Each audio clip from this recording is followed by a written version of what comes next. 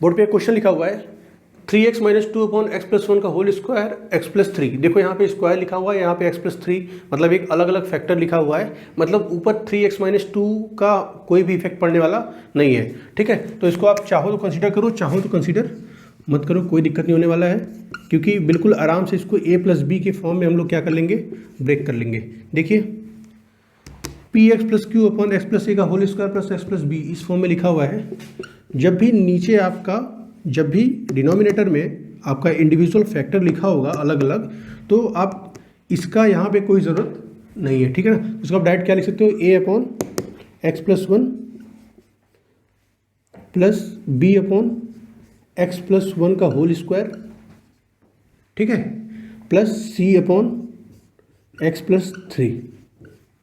ठीक, देखिए क्या लेगा इसका एलसीएम, इसका एलसीएम हो जाएगा x + 1 का होल स्क्वायर और x + 3। आप x + 1 को यहाँ लिखने में गलती मत करना, क्योंकि आप मुझे बताओ 1/2 + 1/4 का एलसीएम क्या होता है, 4 हो जाएगा। कि आप लिखोगे 2 × 4, 4 एलसीएम होगा ना, 2 × 4 थोड़ी होगा। तो इसीलिए यहाँ पे ये वाला टर्म इसका मल्टीपल है। ठीक है, तो आप चाहो डायरेक्ट x + 1 का होल स्क्वायर लिख सकते हो और यहाँ पे x + 3। अगर इतना दिमाग नहीं काम करेगा तो बस इतना दिमाग को यूज़ कर लेना कि यहाँ जो भी लिखो इधर से कैंसिल होगा, बात खत्म। नहीं कुछ दिखेगा तो इसी को कॉपी कर देना। ठीक है, अब देखो x + 1 जाएगा तो क्या बचेगा यहाँ पे, x + 1 x + 3 a प्लस यहाँ पे x + 1 का स्क्वायर, x + 1 का स्क्वायर, तो क्या सिर्फ बच जाएगा x + 3 × b। यहाँ x + 3 जाएगा तो क्या हो जाएगा x + 1 का स्क्वायर × c। ठीक है, और इधर क्या था 3x - 2 अपॉन x + 1 का होल स्क्वायर x + 3। देखो ये टर्म कैंसिल हो गया, ऊपर क्या बच गया 3x - 2 = x + 1 x + 3a plus x + 3b plus x + 1 का स्क्वायर c। ध्यान देना, यहाँ पे ब्रैकेट ओपन करने का ट्राई मत करना, इसको मल्टीप्लाई करने का ट्राई मत करना। अगर ट्राई करोगे तो फिर फंस जाओगे, क्योंकि यहाँ पे भी सब अलग अलग है ना, बिल्कुल हिट एंड ट्रायल मेथड से एकदम सटीक आंसर आएगा आपका। ए बी सी का बहुत सही वैल्यू निकल के आएगा। यहाँ से चेक करो, ए का वैल्यू फाइंड करना होगा। ठीक है, अगर कभी कभी इक्वेशन भी बन सकता है, ऐसा पॉसिबिलिटी है, लेकिन वो कभी कभी हो पाता है, हमेशा नहीं। इस क्वेश्चन में देखते हैं कि होता है कि नहीं होता है। ठीक है, चलिए, अगर मुझे b का वैल्यू पता करना है या a का वैल्यू पता करना है, चलो अगर a का वैल्यू पता करना है तो बाकी दोनों को जीरो करना होगा। एक बार चेक कर लो कि बाकी दोनों एक वैल्यू पे जीरो हो पा रहे हैं कि नहीं। ठीक है ना, ये आपको चेक करना पड़ेगा। तो b किस पे जीरो होगा, x = -3 पे, और c किस पे जीरो होगा, x = -1 पे जीरो होगा। मतलब एक बात तो क्लियर है कि ये जो आपका लिखा हुआ है वैल्यू, ये दोनों एक साथ जीरो नहीं हो सकते हैं। ठीक है ना, इसको एक बार चेक कर लो। ठीक है, अगर यहाँ पे हम x की वैल्यू -3 रख दें तो देखो ये भी पूरा जीरो हो जाएगा, ये भी पूरा जीरो हो जाएगा। किसकी वैल्यू आ जाएगी, x + 1 के c की वैल्यू आ जाएगी। ठीक है ना, तो एक काम करो आप, हाँ, तो यहाँ क्या करिए कि पहले c का वैल्यू फाइंड कर लीजिए। एट x = -3 जब पुट करेंगे, देखो एट x = -3 पुट करो, यहाँ कितना हो जाएगा -9 और -2 कितना हो जाएगा -11। ये पूरा टर्म हो जाएगा 0। देखो -3 + 3 0, तो ये पूरा 0 हो जाएगा, प्लस ये भी टर्म -3 + 3 0, और यहाँ क्या हो जाएगा -3 + 1 -2 का स्क्वायर 4c। तो बताइए c की वैल्यू कितनी आ गई, -11/4। ठीक है, c की वैल्यू -11/4 आ गई। अब देखिए, अब किसका वैल्यू फाइंड कर लेंगे, अब b का वैल्यू फाइंड कर लीजिए। ठीक है, तो b का वैल्यू फाइंड करने के लिए देखिए, अगर हम x की वैल्यू -1 पुट कर दें, कितनी -1, तो x की वैल्यू -1 पुट करोगे तो ये भी 0, ये भी 0, क्या बच गया, सिर्फ ये बच जाएगा। तो चलिए -1 पुट करके देखते हैं एक बार, कितना हो जाएगा 3 - 1 -3 और -2 कितना हो जाएगा -5 = 0, प्लस -1 और +3 कितना हो जाएगा 2 और +0। तो b की वैल्यू कितनी आ गई, -5/2। कौन बच गया, सिर्फ और सिर्फ a बच गया। तो a का वैल्यू कैसे फाइंड करेंगे, देखिए ध्यान से। अब ए का वैल्यू फाइंड करने के लिए इसमें से कोई एक ही जीरो हो पा रहा है, लेकिन टेंशन की बात इसलिए नहीं है क्योंकि ऑलरेडी बी और सी दोनों की वैल्यू अपने पास है। तो कुछ भी रख दो, एक्स की वैल्यू चाहो तो एट एक्स इक्वल्स टू, देखिए यहाँ एट एक्स इक्वल्स टू 1 रखेंगे। क्यों? क्योंकि अगर -1 रखते हैं तो ये भी टर्म ऑटोमेटिक जीरो हो जाएगा, और -3 रखते हैं तब भी ये टर्म जीरो हो जाएगा। तो अब कोई भी एक वैल्यू आप पुट कर दो, at x equals to 1 put कर दो। एट एक्स इक्वल्स टू 1 पे देखिए वैल्यू क्या आ रहा है, 3 × 1 - 2 कितना आ जाएगा 1, और इधर देखिए 1 + 1 2 और 1 + 3 4, तो 4 × 2 क्या आ जाएगा 8a प्लस 4b और प्लस 4c।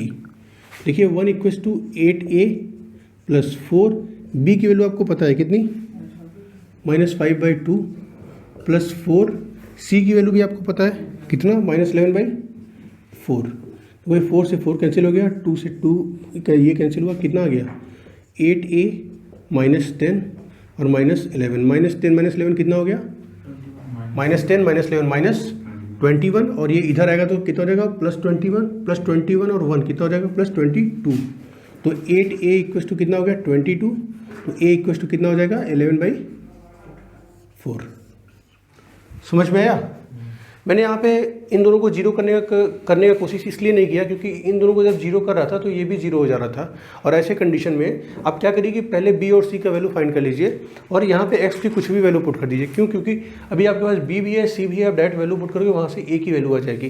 तो ए की वैल्यू आ गई आपकी, ठीक है, मतलब आपका ए भी आ गया, बी भी आ गया और सी भी आ गया। अब करना ही क्या है, इस स्टेप को वापस लिखो, यहाँ इंटीग्रल लगा दो और फिर इसके बाद डायरेक्ट आंसर लिखिए, करके देखते हैं, आइए। ठीक है, देखिए ये जो इंटीग्रल था इस इंटीग्रल को लिख सकते हैं a/x + 1। a की वैल्यू कितनी 11/4, तो लिख सकते हैं 11/4 इंटीग्रल ऑफ 1/x + 1 dx, ठीक है, प्लस b/x + 1 का होल स्क्वायर, तो इसको लिख लो प्लस b की वैल्यू कितनी -5/2, तो -5/2 1/x + 1 का whole square dx plus c/x - 3, c की वैल्यू कितनी -11/4, तो कितना हो जाएगा ये -11/4 इंटीग्रल ऑफ 1/x - 3 dx। अब इसका वैल्यू चेक करो कितना हो जाएगा 11/4 ln x + 1 -5/2, देखो 1/x + 1 का होल स्क्वायर है, ठीक है ना, 1/x + 1 का होल स्क्वायर। इसको कैसे इंटीग्रेट करोगे, कैसे इंटीग्रेट करोगे, t मान लो या कुछ भी कर लो, देखो सिंपल है कैसे, x + 1 को ऊपर लेके जाओ तो x + 1 का -2 हो जाएगा, जब उसको सॉल्व करोगे तो क्या हो जाएगा x + 1 की पावर -1/-1, और ये कितना हो जाएगा -11/4 ln x - 3 + c, ठीक है। अब देखो डायरेक्ट आंसर लिखते हैं 11/4 ln x + 1, देखो ये माइनस प्लस हो गया 5/2, और x + 1 की पावर -1 है तो x + 1 नीचे आ जाएगा, -11/4 ln x - 3 + c। समझ में आया? दोबारा से क्वेश्चन रिपीट करते हैं, ध्यान दीजिए। ये लिखा हुआ था 3x - 2x + 1 का स्क्वायर x + 3। पहले इसको मैंने आपका फार्मूला यूज़ किया, कौन सा formula number I think 3rd है ये, उस फार्मूले को यूज़ किया, फार्मूले को यूज़ करके ए बी सी की वैल्यू फाइंड किया। सिर्फ ए बी और सी का वैल्यू फाइंड करने में जो मेहनत है वो मेहनत है बस, उसके बाद इस क्वेश्चन में कुछ बचता ही नहीं है। उसके बाद नॉर्मल इंटीग्रेशन हो जाता है। सभी को पता है कि इसका ln x होता है, इसका अगर इसको ऊपर लेके जाएंगे -2 हो जाएगा, उसको कैसे इंटीग्रेट करेंगे ये सब आपको ऑलरेडी बताया जा चुका है, ठीक है। तो ये क्वेश्चन समझ में आया आप सभी को, ठीक है ना। अच्छा क्वेश्चन है, इसको थोड़ा सा आप एक बार वीडियो को पॉज करके ये क्वेश्चन लिख के आप दोबारा से इसको ट्राई कर सकते हैं खुद से, ठीक है। कहीं मिस्टेक होता है तो फिर आप देख लीजिएगा इसमें से। चलिए ठीक है, नोट करिए इसको। चलो देखो, देखिए यहाँ पे x² लिखा हुआ है, नीचे लिखा हुआ है x² + 1 x² + 4। अगर इसको मल्टीप्लाई करो तो देखो ये x की पावर 4 आ जाएगा, मतलब और ऊपर कितना है x की पावर 2, मतलब ऊपर की डिग्री अभी भी नीचे की डिग्री से छोटी है, मतलब एक ऐसा फ्रैक्शन है, एक प्रॉपर फ्रैक्शन है आपका, ठीक है। इसमें अभी आप पार्शियल फ्रैक्शन यूज कर सकते हो। लेकिन पार्शियल फ्रैक्शन यूज करने के लिए इसको थोड़ा सा फॉर्म में करना पड़ेगा आपको, ठीक है ना। तो देखिए यहाँ भी एक्स स्क्वायर दिख रहा है, यहाँ भी एक्स स्क्वायर, यहाँ भी एक्स स्क्वायर। चाहो तो एक्स स्क्वायर की जगह क्या पुट कर दो, वाई, ठीक है। ध्यान देना एक्स स्क्वायर की जगह पे वाई पुट कर रहे हैं, ठीक है ना। सिंपल सा, सिंपल। इसको जब तक हम पार्शियल फ्रैक्शन में चेंज करेंगे, ठीक है, तब तक के लिए सिर्फ वाई पुट कर रहे हैं। इंटीग्रेशन हम लोग इसी का करेंगे, ठीक है ना।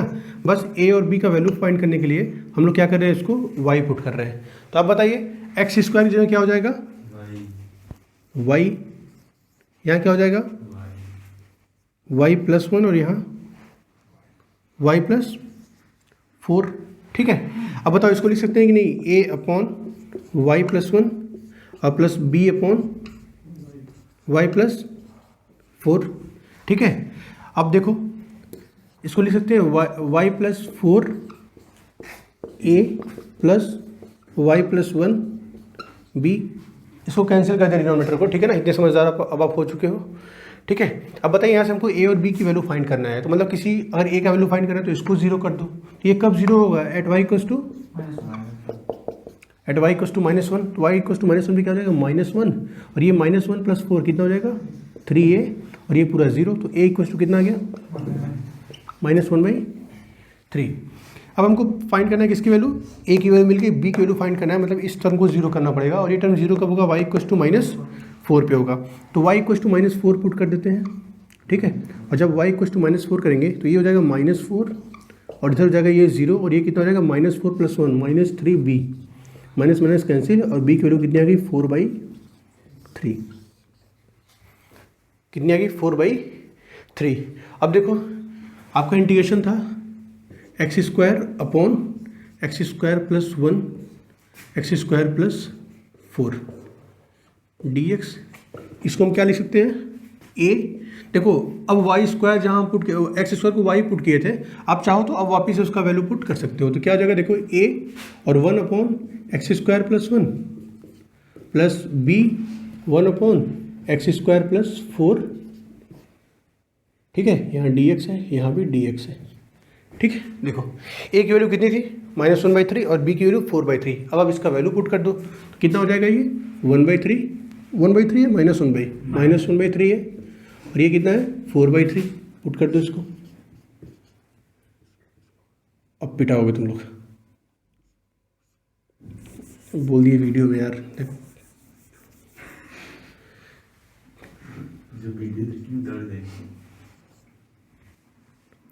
-1/3। बताइए integration of 1 upon x square plus 1, इसका इंटीग्रेशन क्या होगा। तो वो integral of 1 upon x square plus 1, इसको हम डायरेक्ट क्या लिख सकते हैं, tan इनवर्स x और प्लस 4/3। देखो 1 upon x square plus a square लिखा हुआ है, यहाँ 4 को हम लिख सकते हैं 2 का स्क्वायर। तो ये कितना होता है, 1 upon a tan inverse x/a, तो x/2 और प्लस c। तो क्या हो जाएगा, -1/3 tan इनवर्स x प्लस 4/6, या अब इसको लिख दो 2/3, 2 से इसको कैंसिल कर दो, 2/3 tan इनवर्स x/2 और प्लस c, ठीक है। समझ में आया, सिंपल क्वेश्चन था। जब भी ऐसा आएगा आपको सब जगह एक्स स्क्वायर दिखेगा या कोई एक कॉमन फंक्शन दिखेगा, तो उसको कुछ सब्स्टिट्यूट कर लेना। कब तक के लिए, सिर्फ और सिर्फ वैल्यू फाइंड करने के लिए, ठीक है ना, किसका, a और b का। ध्यान देना, फिर इसको आप d2d या 2x dx dy मत करने लगना, नहीं तो फिर आप परेशान हो जाओगे, ठीक है ना। हम सिर्फ a और b की वैल्यू फाइंड करने के लिए एक्स स्क्वायर को क्या मान लिए थे, y मान लिए थे, सिर्फ और सिर्फ पार्शियल फ्रैक्शन के लिए, ना कि इंटीग्रेशन के लिए, ठीक है। तो इस बात का आप बिल्कुल ध्यान दीजिएगा, नोट करिए इस क्वेश्चन को। फिर अगले क्वेश्चन की तरफ बढ़ते हैं हम लोग। और फिर आप x square plus X plus 1 upon x plus 2 x square plus 1 x into x square x cube, मतलब एक ऐसा फ्रैक्शन है, एक प्रॉपर फ्रैक्शन है, क्योंकि ऊपर का डिग्री आ रहा है 2 और नीचे जब मल्टीप्लाई करते हुए डिग्री आएगा 3। आपको मल्टीप्लाई करना नहीं है, सिर्फ चेक करना है कि प्रॉपर है कि इम्प्रॉपर फ्रैक्शन है। चलिए देखिए अब क्या करना है कि नीचे आपको जो भी लिखा हुआ है, देखिए यहाँ पे एक्स स्क्वायर प्लस 1, ठीक है, एक्स स्क्वायर प्लस 1 लिखा हुआ है, और ऊपर है x square plus X plus 1।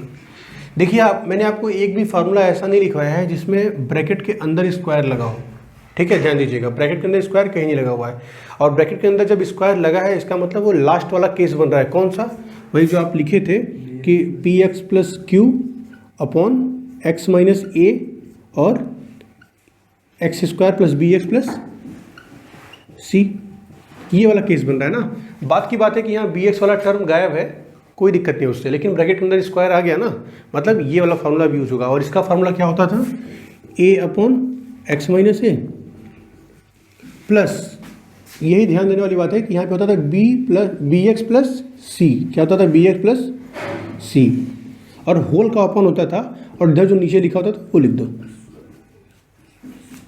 ठीक है। तो ये वाला फार्मूला हम लोग अप्लाई करेंगे इसको पार्शियल फ्रैक्शन में ब्रेक करने के लिए। देखिए x प्लस 2 क्या लिख सकते हैं, a अपॉन एक्स प्लस 2 और plus B x plus c upon x square plus 1। पाल तुम बिठाओगे फिर, अब देखो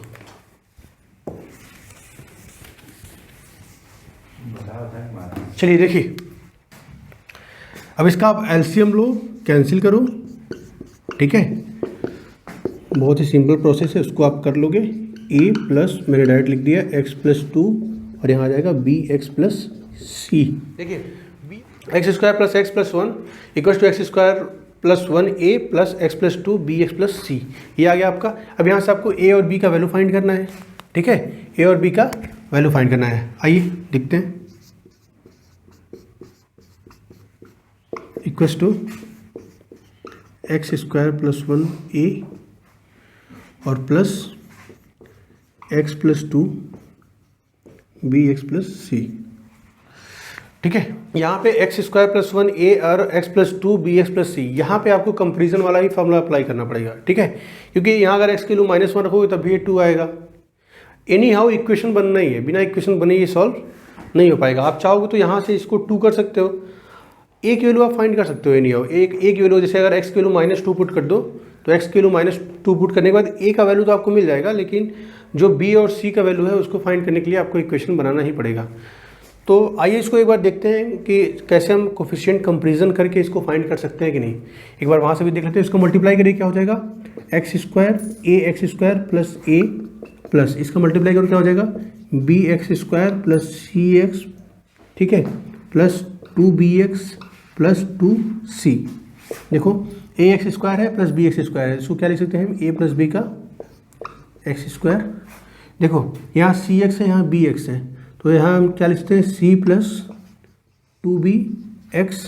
यहाँ ए है, यहाँ 2c है, तो क्या लिख सकते हैं, ए प्लस 2c। देखो ये वाला कांस्टेंट वाला पार्ट है, ये एक्स का कोफिशिएंट है, ये एक्स स्क्वायर का कोफिशिएंट है, ठीक है ना। तो कंपेयर करो, देखो एक्स स्क्वायर कोफिशिएंट यहाँ पे है ए प्लस बी और यहाँ कितना है 1, तो ए प्लस बी इक्वल टू कितना हो जाएगा, ए प्लस बी इक्वल टू कितना 1, ठीक है। अब देखो C plus 2b equal to कितना 1। अब देखो ए प्लस 2c इक्वल टू कितना 1, A plus 2c equal to 1, क्योंकि यहाँ पे ए प्लस 2c कॉन्स्टेंट है और यहाँ कॉन्स्टेंट की वैल्यू है 1। ये 3 इक्वेशन दिया हुआ है, तीनों इक्वेशन का यूज करके आप ए बी और सी की वैल्यू फाइंड कर सकते हो, बिल्कुल आराम से कर सकते हो, ठीक है, कर लीजिए। इसको सॉल्व करने के लिए क्या करोगे, पहले और लास्ट इन दोनों को, या फिर इन दोनों, हाँ पहले और लास्ट को ऐड कर दो, पहले और लास्ट को, रुक जाओ, बोलो मत, पहले और लास्ट को क्या कर दो, सब्ट्रैक्ट कर दो। देखो क्या हो जाएगा, a plus b equal to 1 और a plus 2c equal to 1, minus minus minus, ये देखो कैंसिल हो जाएगा, क्या हो जाएगा, b minus 2c equal to 0, मतलब b इक्वल टू कितना 2c, b इक्वल टू आ रहा है 2c। इस वैल्यू को चाहो तो आप सेकंड में पुट कर दो, तो कितना हो जाएगा, c प्लस 2, b की वैल्यू है 2c इक्वल टू 1, तो c plus 4c equal to 1, c equal to कितना आ गया 1/5। जब c की वैल्यू 1/5 होगी तो बताइए b की वैल्यू कितनी हो जाएगी 2/5, ठीक है। और जब b मिल गया आपको 2/5 तो a की वैल्यू क्या हो जाएगी 1 माइनस 2/5, तो 5 माइनस 2 3/5, तो a की वैल्यू कितनी आ जाएगी 3/5। समझ में आया आप लोग को, ठीक है। a की वैल्यू मिल गई, b की वैल्यू मिल गई और आपको c की वैल्यू मिल गई। अब देखिए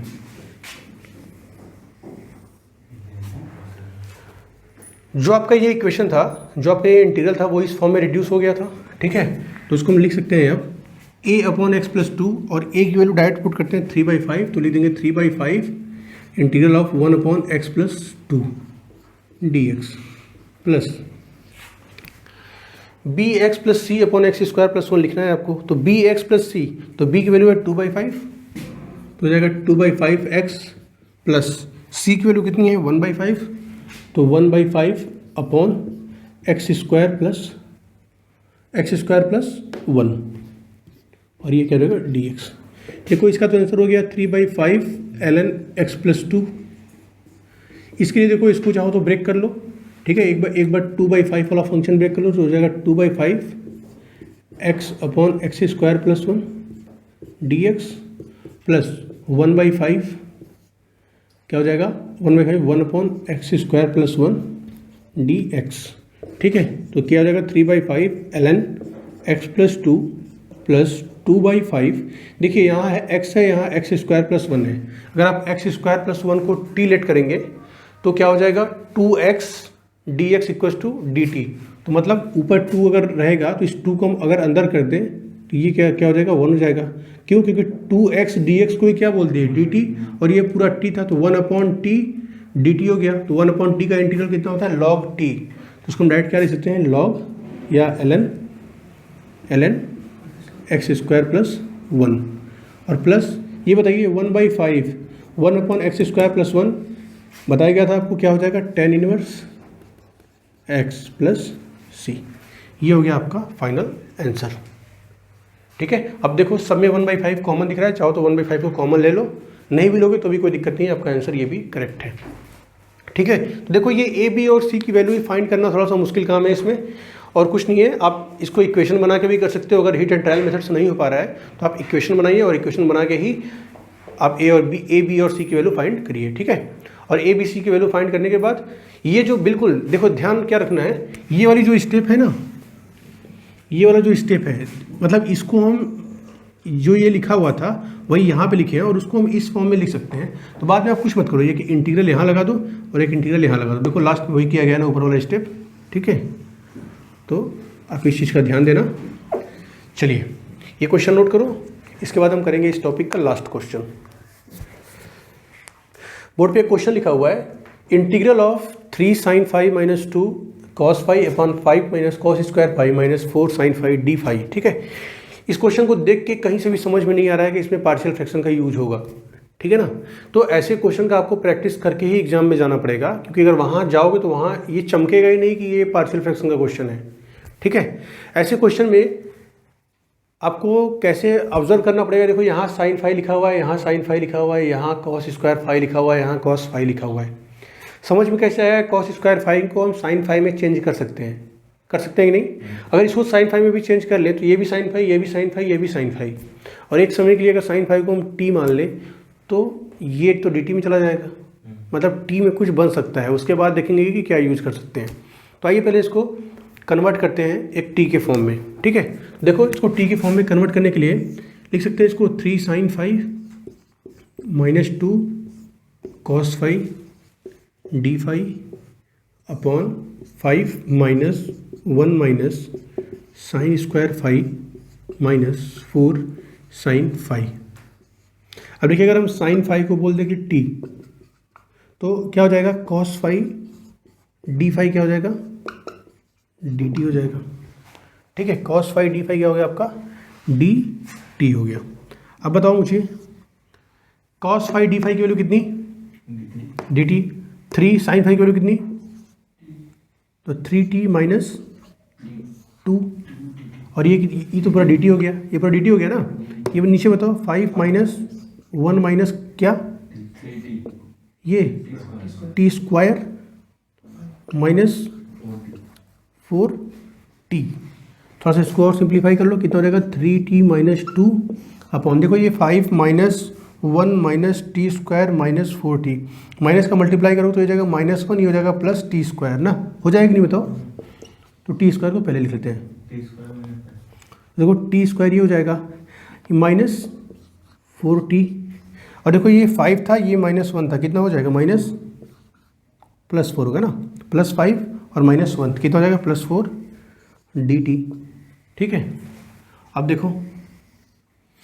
देखिए 3t माइनस 2 और नीचे देखो क्या लिखा हुआ है t square minus 4t plus 4, ठीक है। ये देख के आपको चमक गया होगा कि ये कुछ और नहीं t-2 का होल स्क्वायर लिखा हुआ है। देखो t-2 का होल स्क्वायर लिखा हुआ है। तो क्या हो जाएगा, ये आपका फार्मूला, सॉरी ये एक्सप्रेशन आपका क्या हो जाएगा, 3t-2 अपॉन t-2 का होल स्क्वायर dt। अब बताइए, अब लगा सकते हो पार्शियल फ्रैक्शन, अब पार्शियल फ्रैक्शन लग सकता है ना इसमें, देखिए अब लग जाएगा पार्शियल फ्रैक्शन। तो 3t-2 अपॉन t-2 का होल स्क्वायर जो था उसको हम लिख सकते हैं a upon t-2 plus b upon t-2 का होल स्क्वायर, t-2 का होल स्क्वायर।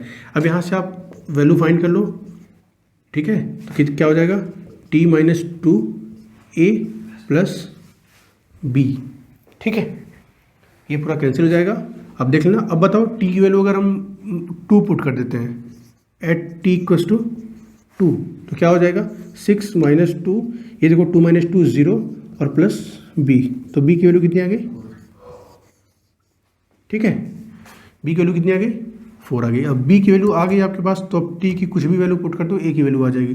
तो अब t की वैल्यू 1 पुट करके देख लो एक बार, एट t इक्वल्स टू 1 कितना हो जाएगा, 3 × 1 - 2 कितना हो जाएगा 1 इक्वल्स टू 1 - 2 कितना हो जाएगा -1, मतलब -a और प्लस b, और b की वैल्यू कितनी है 4 है।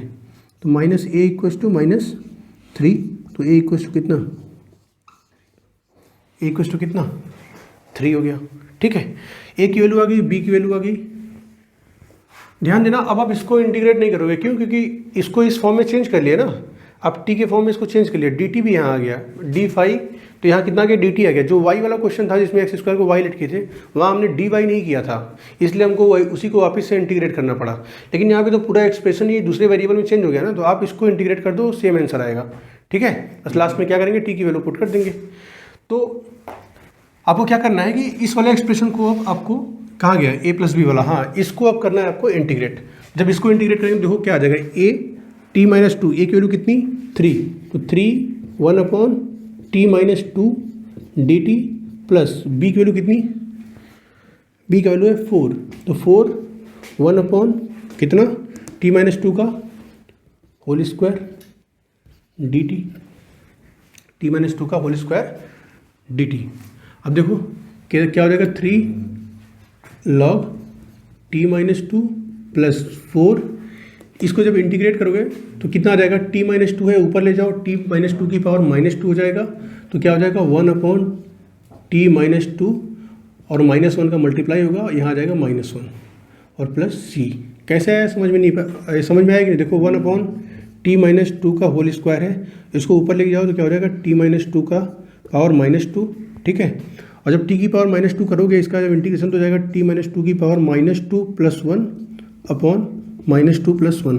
देखो t की पावर -2 और t-2 की पावर -2 प्लस 1 कितना हो गया, -1 अपॉन -1।